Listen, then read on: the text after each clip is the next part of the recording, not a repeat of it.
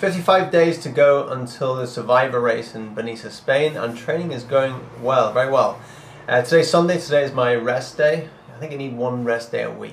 I was going to just train 7 days a week, but you know, I'm listening to my body right now, and today was a rest day. Had a good lie-in this morning and chilled out all day, so it's been good. Yesterday, just give you an idea of my training schedule. My normal thing anyway is I do 5 martial arts classes a week, and I'm teaching those classes, but I'm also very active in them as well. So it is also sort of like a workout for me, but not really a cardiovascular workout. Is what I know is what I need for this. Yeah, and then I also do 2 strength workouts in the evenings as well during the week. But I've changed that. The strength workouts I've now changed to doing circuits. So I'm really getting the blood going, getting the heart going, getting the lungs going, and burning out the muscles with higher reps rather than low strength sort of workout reps. So I'm hitting like 30 reps per exercise, going to the next one, rather than maybe 5 reps or something like a strength workout, and then taking 2 minutes rest is what I was doing before. So that's so I changed around that, and then apart from that, I'm running at least 5 times a week, at least 5 to 6 days a week. I'm actually going out and doing a run as well. Either like yesterday I did an hour of Tai Chi in the morning, and then in the evening I did a 20-minute fast run. So I'm either doing a 20-minute sort of fast run, or I'm doing a 40-minute sort of slower run. That's my training at the minute. Nothing crazy, building it up. But yesterday on my fast run, I've been wearing these North Face with Vibram soles. I've sort of been running, and they're not really ideal. And I've been getting blisters on my toes from running in them. I usually just use them for walking. I walked the Camino de Santiago in them, and they're good for that. But I get getting blisters at the end of my toes from running in them. And then I put these on. These are my Rock Lights, and these are actually really good for running. Really comfortable for running. Very, very light. These are lighter than these. This here is light. This is really like a Rock Light. That's what it's called. Super light, lightweight. And they're like a fell sort of fell running boot. And I really enjoyed running in them. And I don't know whether I'm going to run the race in them, because in case we have to go in, well, I know we're going to get wet. We're going to go in water, and just in case my boots fill up with water, and then I actually have to stop to take them off to get the water out to then carry on running, because I don't really want to be running with a boot full of water. So that's my only concern about running in these is will they get filled up with water? And if they do, it's going to be an issue. If I'm just wearing like a running shirt, I can pull it off, take the water out, put it back on, or the water will just go out. These are Gore-Tex, so it will hold the water.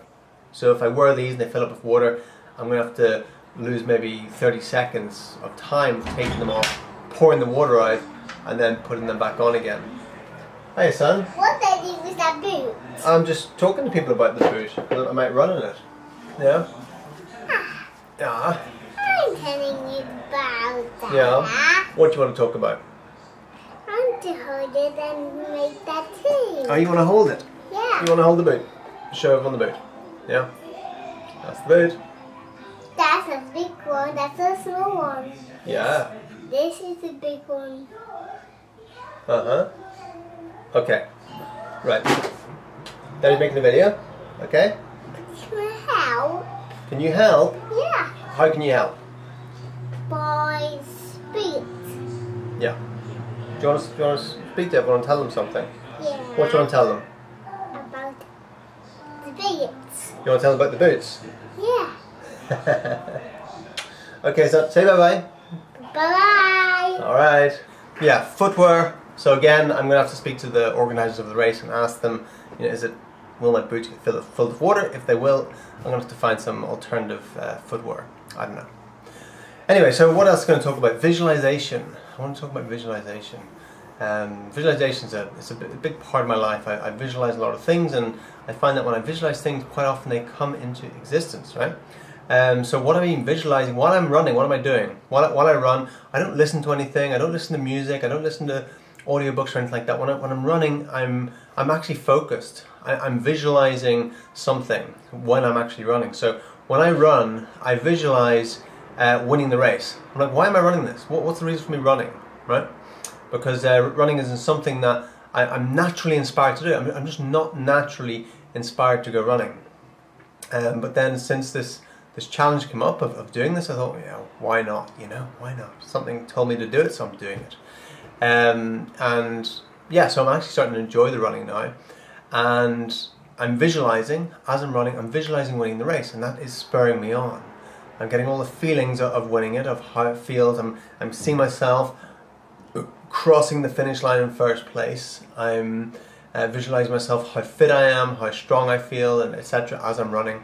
And so that's one thing I'm visualizing. Another thing is I'm remembering back to the time when I was at my fittest. My most running fit was when I was 19 years old.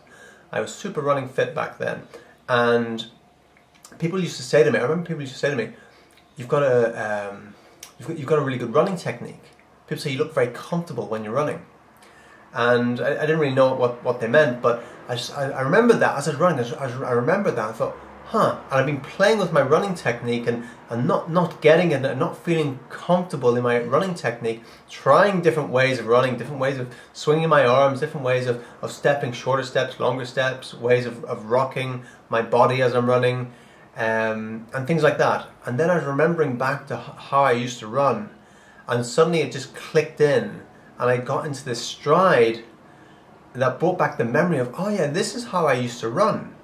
Back when I did a lot of running, back in my late teens, early 20s. What actually put me off running was I got malaria. I was in the Congo on operations in the Congo, and I got malaria. And at that point, I was super fit, incredibly fit, and I got malaria, which completely slammed me down. And even after I got over the malaria pretty quick, because I was so fit when I got it. You know, my body handled it pretty well. But I was still completely laid out for a week, hardly even able to move. You know, people die from malaria, you know, every single day, and you feel like you're going to die. But I knew I wasn't going to die, but I felt like I could have died. You know, so anyway, I never got my running fitness back after that. After that, it just seemed like I was running subpar. After malaria, something got knocked out of me after that, when I got that malaria, and also the medication they gave me. They gave me so much medication when I had the malaria, which was just a ridiculous amount of medication, and that probably in itself had a detrimental effect on me as well. Probably could have just drank water and I would have got through the malaria fine, I think. So anyway, so I never got my running fitness back after that. Never got my cardiovascular fitness back up to speed after that. I just always seem to be running on subpar after that. So now, and that was literally when I was 20 years old. That happened when I was 21 years old. There was about 2.5 years where I was just super fit. I felt like I could just run all day at a very fast rate. Broke assault course records and things like that. But just didn't take it up after that. Never decided to get really fit after that. Just worked on martial arts and some strength training and stuff like that. That's all I really did, you know. So yeah, I've been visualizing and remembering, just bring back the memory of, oh yeah, this is how I ran, this is how I felt.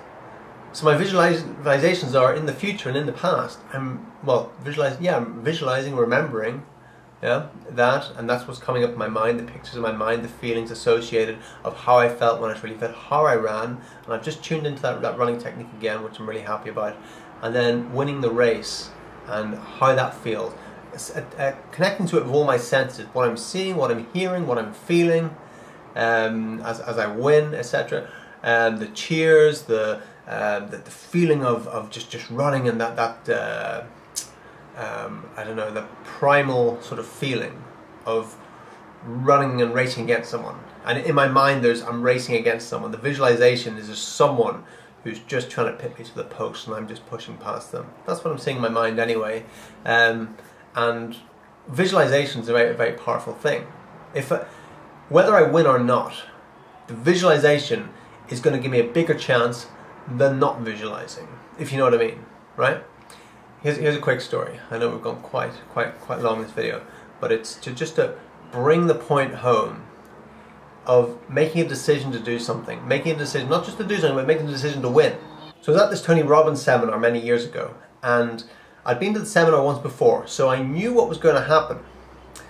And Tony wanted to demonstrate something through through everyone getting moving and playing a game, and it was a very, very clever thing. And he was playing a game of what do you call it? Simon Says, right?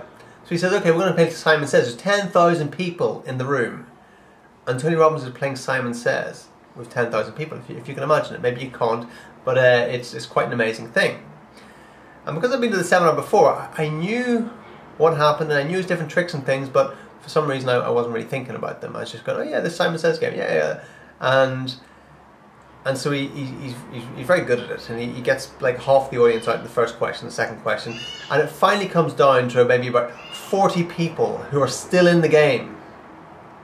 And he'll say, okay, everybody come up to the stage. Those are still standing up, come up to the stage. And then half the people start walking up to the stage, and then he says, okay, well, you're all right, go and sit back down again, because Simon didn't say. Yeah.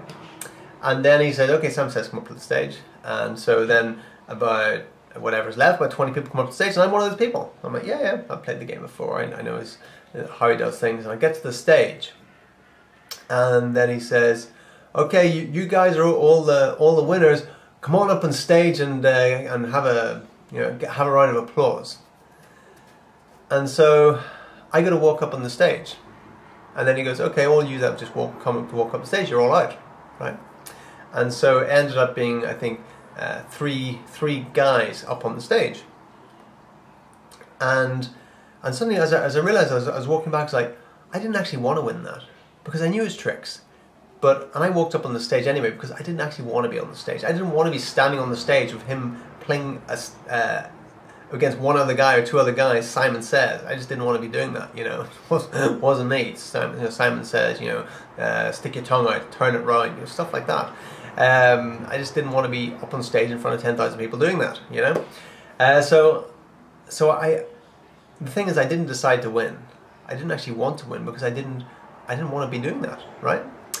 But the guys up on stage, Tony turns around and he says to the guy who wins, he says, let me ask you a question. Did you decide to win? He asked the whole audience, did you make a decision to win? No.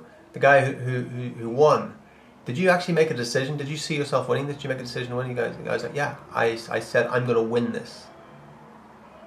And he won it. Right? And I really thought, yeah, I didn't make a decision to win it, even though I knew all Tony's tricks. I've been at the seminar before. I didn't actually make a decision to win it, because I didn't really want to win it, because I didn't want to stand up on stage and do those silly things, which were in my mind, you know. So that is the power of visualization and the power of making a decision to do something. So whether I win it or not, I've made this decision and I'm visualizing it, and that alone is going to make me train harder. It's going to give me a stronger focus, and it will give me a much higher chance of winning if I just keep that in my mind as I'm running. That's all I'm visualizing over and over and over again, is winning the race, of times I've won things before, how did that feel, etc. Bringing them into the present, going into the future. That's what I'm doing as I'm running. Visualization, very powerful thing. So if you don't do it when you're training, visualize when you're training, and it will add an intensity to your training, and it will add a stronger focus and purpose, and it will give you more energy to hit your goals. Okay, thanks for watching, and see you again tomorrow.